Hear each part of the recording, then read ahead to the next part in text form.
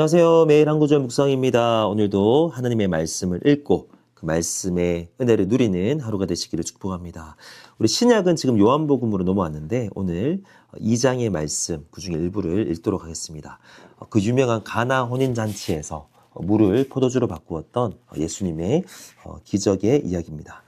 예수께서 그들에게 이르시되 항아리에 물을 채우라 하신즉 아기까지 채우니 이제는 떠서 연회장에게 갖다 주라 하시매 갖다 주었더니 연회장은 물로 된 포도주를 맛보고도 어디서 났는지 알지 못하되 물도온 하인들은 알더라. 아멘. 예수님께서 그들에게 이르시되 여기서 예수님께서 명령하신 그들은 그 집에 있던 하인들을 가리킵니다. 예수님의 하인이 아니에요. 지금 예수님께서는 어떤 잔치집에 손님으로 가셨는데 그 파티의 호스트, 그 집에 있었던 하인들에게 말씀을 하신 겁니다. 항아리에 물을 채우라. 갑자기 왜 이런 말씀을 하셨을까? 상황을 간단하게 설명을 드리면요. 이스라엘 그 당시에는 잔치집에서 이제 먹을 것을 많이 차려놓고 대접을 하죠. 그리고 오늘날 같이 알코올 농도가 높은 그런 건 아니에요. 포도주를 아주 농도가 낮은 물이 좋지 않기 때문에 포도주를 준비하고 손님들에게 대접을 하는데 생각보다 사람들이 많이 와서 지금 포도주가 너무 일찍 떨어진 겁니다. 우리도 뭐 교회 행사를 하거나 아니면 집에 손님을 초대할 때 음식이나 마실 음료가 너무나도 일찍 떨어지면 굉장히 난감하죠. 그래서 그 상황을 아는 예수님의 어머님 마리아가 아마 그 당시 호스트와 좀 친분이 있었던 것 같아요. 그 마리아가 하인들에게 예수님한테 가서 이야기를 해보고 예수님이 말하는 거를 다 일단 순종해라 라고 말을 합니다. 그 상황에서 예수님께서 이 말씀을 하시는 거예요. 항아리에 물을 채우라. 그 하인들이 순종하기에는 좀 이상합니다. 왜냐하면 예수님은 손님이거든요. 특별히 바로 전구절, 그 6절, 5절, 6절에 보시면 어떤 항아리냐면 유대인의 정결 예식, 유대의 정결 예식을 위해서 사용되던 항아리입니다. 그 당시는 모든 유대인들이라고 하면 밖에 나갔다가 들어오면 바로 손을 씻어야 됐어요. 왜냐하면 그것이 이제 또 거룩함을 상징하는 것이거든요. 그래서 입구에 이런 항아리가 다 있습니다. 또 손님들이 올 때는 손님들이 있기 때문에 항아리를 많이 준비하죠. 말씀에 보면 항아리가 6개나 있었다. 근데 그 항아리 아주 큰 항아리거든요. 그러니까 주인이 소중하게 생각하는 정결 예식에 사용하는 항아리인데 주인이 명령한 것도 아니고 손님이었던 예수가 이런 명령을 하니까 하인들은 좀 이상하죠. 그런데 그 하인들은 잘 모르지만 순종합니다. 물을 채우는데요. 아기까지 채운다. 가득 채웠다라는 거예요. 철저한 순종을 의미합니다. 그리고 예수님께서 한 번 더 말씀하십니다. 이제는 그 물을 떠서 그 연회장에게 갖다 주라. 그 연회 호스트에게 갖다 주라.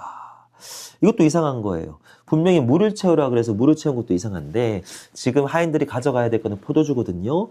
근데 포도주가 가야 될 자리에 물을 가지고 떠다 주라고 하니 이대로 순종했다가는 봉변당하기 십상입니다. 당시의 하인인데요. 그런데 그 하인은 한 번 더 예수님의 말씀에 순종합니다. 이제 그때 기적이 일어난 거죠. 물이 포도주로 바뀌는 기적의 역사가 일어나고 당시 많은 손님들이 아니 어떻게 시간이 지날수록 더 좋은 포도주가 나오느냐라고 칭찬을 했습니다. 그때 예수님의 영광이 드러났고 이 모습을 지켜봤던 제자들은 예수님을 믿게 되었다라고 기록하고 있습니다. 9절을 우리가 한 번 더 주목하기를 원합니다. 연회장, 그 집 주인은 물로 된 포도주를 맛보고도 알지 못하되 그 호스트는 너무 바빴던 거예요. 그래서 어떤 일이 일어났었는지 어떤 순종을 통해서 누가 기적을 베풀었는지도 모르는 거예요. 그런데 아는 사람이 있죠. 다 정신없이 먹고 마시고 파티를 즐기고 있을 때 그 당시 예수님의 행하신 일을 보고 깨닫고 알게 된 이들이 일부 있는데 그들이 바로 물도온 하인들이라는 겁니다. 그들은 알아요. 왜냐하면 예수님의 말씀에 순종했기 때문에 예수님이 기적을 베푸는 그 과정에서 작은 숟가락을 얹었기 때문에 그들은 예수님을 알게 되고 그 기적의 의미를, 그 기적에 일어난 일을, 그 세밀한 상황을 알게 되는 아주 신비로운 그리고 특별한 은혜를 누렸습니다. 그 연회장의 입장에서는 얼마나 안타깝습니까? 그 집 주인인데 자기 집에서 이런 예수님의 기적이 일어나는데도 그것을 모르고 지나간 거예요. 그것만큼 안타까운 상황이 어디 있습니까? 예를 들면 우리가 섬기는 교회에서 우리 교회인데 이 안에서 어떤 하나님의 역사가 일어났고 믿지 않는 사람들이 믿게 되었고 믿음이 성장하는 또 놀라운 간증이 일어나는데 막상 예를 들면 담임 목사로 섬기고 있는 제가 그 일을 일어나고 있는지 모른다. 너무 바빠서. 아니면 어떤 성도님들이 교회 안에 오래 계신 분인데도 다른 일로 너무 분주해서 하나님의 일이 일어나고 있는 것을 모른다라고 하면 얼마나 이게 안타깝습니까? 근데 누가 그 일을 안다고요? 주님의 말씀에 순종했던 사람들은 그 하나님의 일을 알게 된다라는 거예요. 이런 말씀 가끔 드립니다. 보통 만나 섬김이들을 이렇게 동원할 때, 또 콜링할 때, 어떤 사명의 자리에 어떤 성도님들이 콜링할 때 하나님의 말씀에 순종하면 교회에 조금 더 인볼브 되면 힘들 것 같지만 사실은 하나님께서 그 일을 하십니다. 우리는 어떠한 은혜를 누리냐?